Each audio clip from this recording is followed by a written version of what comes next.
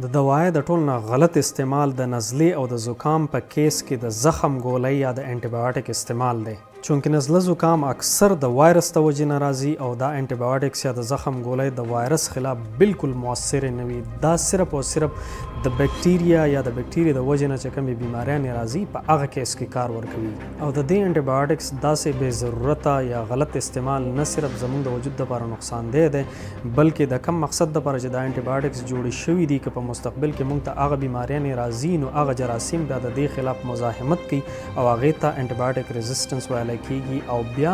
دا انټي بایوټکس د هغه جراثیمو خلاف کار هم نه کوي. بیا ځینې خلک وایي چې موږ ته کله نزله زکام او موږ انټي بایوټکس خوړلی وی نو موږ ټیک شو. د هغې وجه دا ده چې د وایرس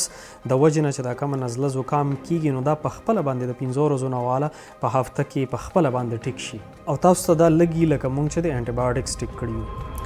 یاد ساتئ چې د انټي بایوټکس یا د زخم د ګولو استعمال د خپلې مرضۍ مطابق یا په نزله زکام کې انتهایی غلط کار دی او دا صرف او صرف د مستند ډاکټر په مشوره باندې په هغه انفیکشنز یا بیماریانو کې استعمالول پکار دي کم چې د بکټیریا د وجې نه کیږي.